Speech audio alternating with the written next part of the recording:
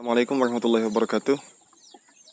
Hari ini saya akan membuatkan video mengenai masalah-masalah di dalam penggemukan ternak ayam joper.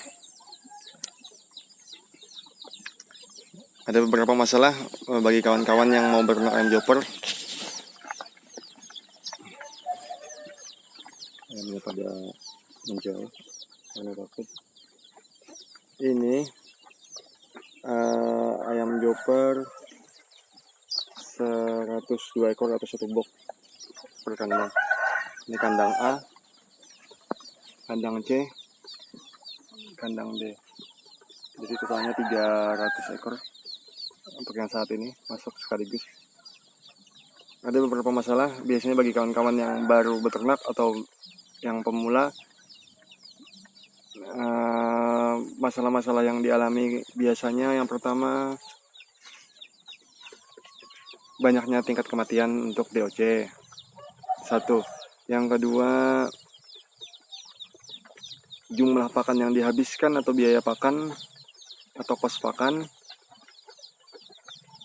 lebih besar daripada hasil penjualan. Bisa dikarenakan karena kematian, bisa dikarenakan karena bobot ayam tidak naik atau lambat naik, bisa dikarenakan harga jual yang murah. Itu faktor kedua. Yang ketiga, susahnya pemasaran atau penjualan. Itu biasanya yang dialami oleh kawan-kawan bagi yang pemula beternak joper. Kita bahas satu persatu, atau kita bahas satu poin saja dulu. Nanti kita buatkan video untuk poin kedua dan ketiga, untuk pemasaran dan bobot yang tidak lambat naik. Untuk kematian, kebiasaan DOC joper itu banyak yang mati di usia awal atau starter, di hari pertama sampai hari 14, umur 1 hari sampai 14 hari. Kadang pun masih ada yang mati sampai umur 1 bulan. Itu kebiasaan yang mati. Kita akan melihat tanggal berapa ayam ini masuk. Kita lihat di catatannya. Untuk ayam di kandang A, tanggal masuknya tanggal 16 bulan 10. Sekarang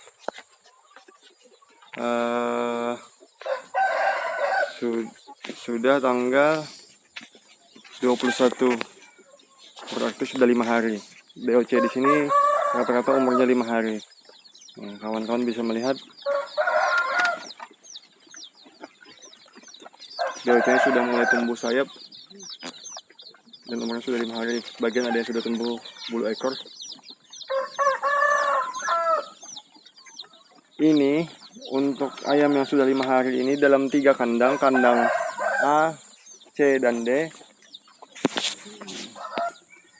Ini untuk kandang A, jumlah pakan 500 per hari selama 1 minggu. Kematian masih belum ada selama 5 hari. Kandang D juga sama, tanggal 16 bulan 10. Pakan 500, kematian masih belum ada. Jadi untuk ayam ini, alhamdulillah dalam waktu 5 hari ini belum ada kematian 1 ekor pun. Ayamnya terlihat sehat-sehat saja. Kawan-kawan bisa melihat. Faktor-faktor penyebab kematian pada DOC, yang pertama, pakan yang kurang sehat atau kurang bergizi. Biasanya itu faktor pertama. Misalkan dari DOC sudah diberi makan nasi atau dedak katul saja, itu akan banyak berdampak untuk kebutuhan anak ayam. Ini mirip seperti bayi manusia. Makanya bayi manusia itu di awal kelahiran diminta untuk memenuhi gizinya. Apabila tidak dengan ASI, menggunakan susu formula, tidak bisa menggunakan susu yang lain atau makanan yang lain, karena kebutuhan gizinya sedang tinggi untuk perkembangan awal masa starter. Itu yang pertama, untuk makanan. Faktor yang kedua, tapi ini terbanyak, maksudnya terbanyak itu kebanyakan para peternak pemula itu memiliki kesalahan di poin kedua. Poin kedua, kenyamanan kandang. Kebiasaan kawan-kawan itu banyak yang salah di dalam pembuatan kandang. Kandang yang dibuat oleh kawan-kawan biasanya untuk tinggi bangunan terlalu tinggi, sehingga pemanas yang digunakan tidak mencukupi. Seandainya kawan-kawan ingin membuat kandang itu tinggi, bisa tinggi, tetapi wajib menggunakan pemanas yang agak banyak atau lebih banyak daripada kandang yang rendah, karena belum mencukupi untuk suhu panas. Untuk suhu ruangan masih belum mencukupi. Efeknya kenapa jadi apabila kandang belum cukup panas akan menimbulkan ayam yang banyak yang sakit? Efeknya, kalau kandang itu kurang panas, maka alas-alas kandang, kotoran-kotoran DOC ini akan lembab. Kalau lembab, dia akan menimbulkan gas amoniak, sehingga akan membuat ayam banyak terserang snot, kolera, dan sebagainya.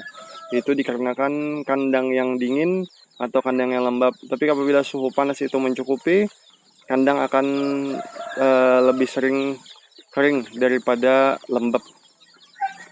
Itu tentang kandang. Artinya kebanyakan peternak-peternak itu salah atau memiliki kesalahan di dalam beternak DOC Joper. Itu faktor salahnya di dalam pemilihan kandang atau kurangnya sumber pemanas pada kandang.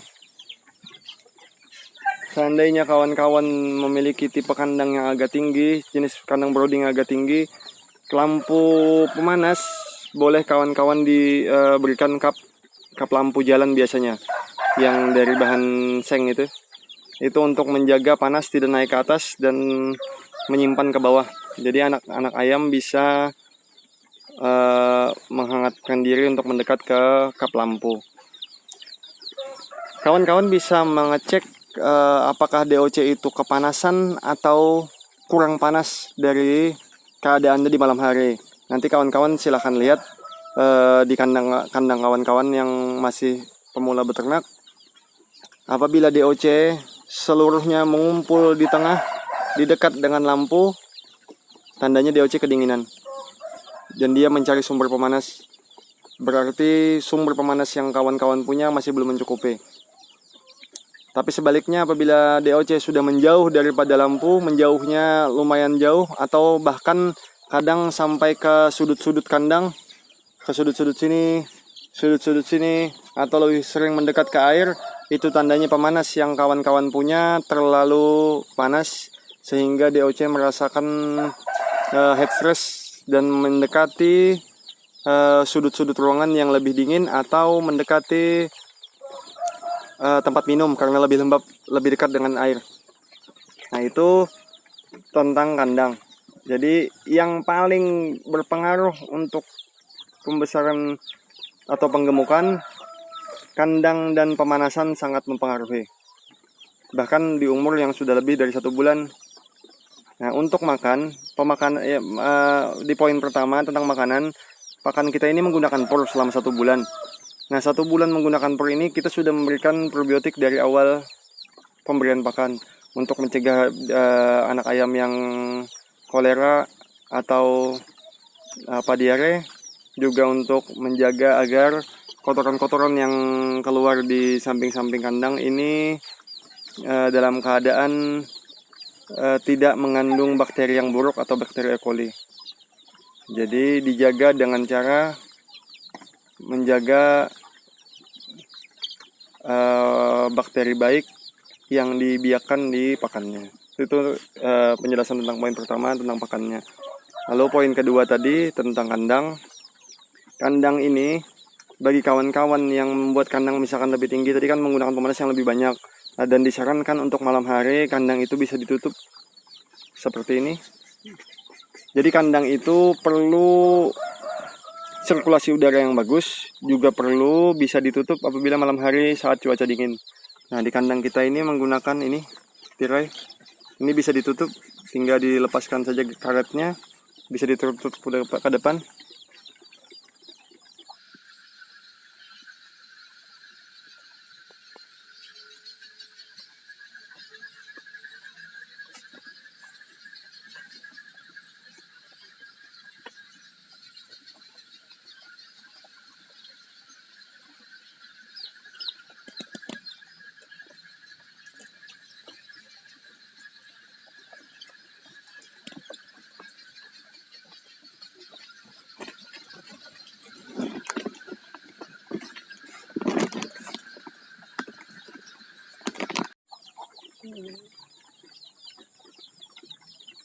Nah, dan waktu udara lagi panas, cuaca lagi sedang terik,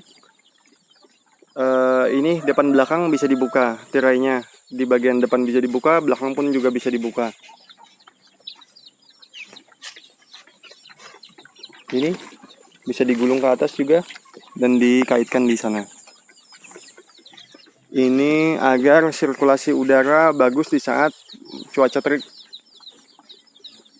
Tetapi waktu cuaca dingin atau malam hari utamanya, kita bisa menutupnya agar DOC tidak kedinginan dan suhu panas tersimpan di dalam. Jadi poin yang sangat penting bagi kawan-kawan yang beternak penggemukan joper atau ayam kampung jenis lain, upayakan kandang broodingnya proporsional atau memenuhi standar untuk pemanasnya, sirkulasi udaranya. Untuk kandang kita buat sedikit agak kecil, agak rendah maksudnya, agar panas bisa tersimpan dengan mudah.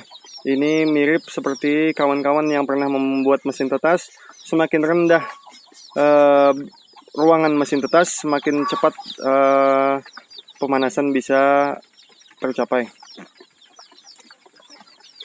Untuk kandang kita ini sudah masing-masing menggunakan saklar masing-masing. Diset supaya mudah. Nah, ini umur 5 hari tadi. Nah, itu untuk poin kedua dari masalah kematian pada DOC. Bahkan untuk DOC kita ini kan 1 bulan akan turun ke kandang bawah, akan turun ke kandang pembesaran seperti ini. Nah, sudah umur 1 bulan dia akan turun ke kandang pembesaran, dan kita akan biarkan ayam keluar pada siang hari dan masuk pada malam hari atau sore hari. Jadi pada sore hari tempat pakannya akan kita bawa masuk ke dalam, dan ayam akan masuk ke dalam kandang lewat lubang-lubang itu, pintu ayam. Nah, kita men-setnya kandang seperti ini. Jadi ayam bisa berjemur di siang hari. Apabila ayam ingin berjemur, juga pada malam hari agak panas. Dan untuk di dalam kandang untuk ayam yang baru 1 bulan, untuk menjaga kehangatan, kita membuat kandang semacam, kalau istilah di sini, kelambu. Apa itu ya? Dinding penyekat dan diberi lampu seperti brooding juga, seperti kandang brooding juga, agar ayam-ayam tidak kedinginan pada saat malam hari yang baru turun setelah umur 1 bulan.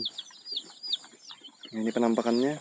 Itu untuk poin kematian. Nah, yang ketiga,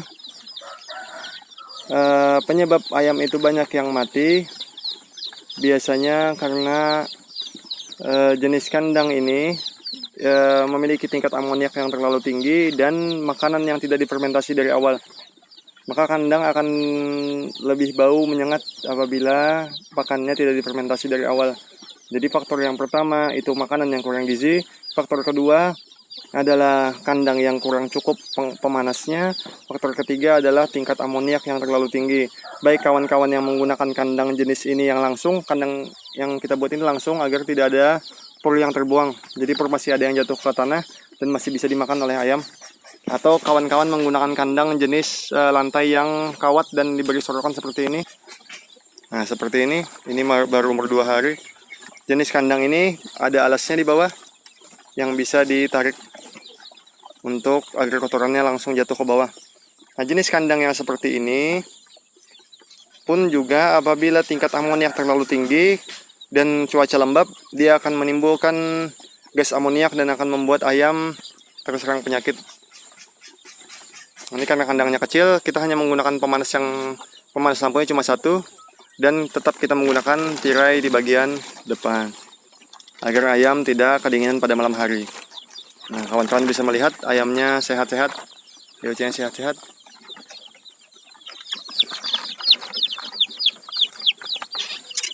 Takut ya. Jadi disarankan bagi kawan-kawan yang baru pemula beternak ayam joper, upayakan siapkan kandang yang proporsional lebih dulu. Itu poin pertama. Yang kedua, untuk pakan boleh menggunakan pur saja sampai panen, atau mau meracik sendiri, tapi upayakan kandungan gizinya terpenuhi. Lalu yang ketiga, biasakan menggunakan probiotik dari awal ternak agar ayam tidak terserang diare dan tidak menimbulkan amoniak yang terlalu tinggi di kandang.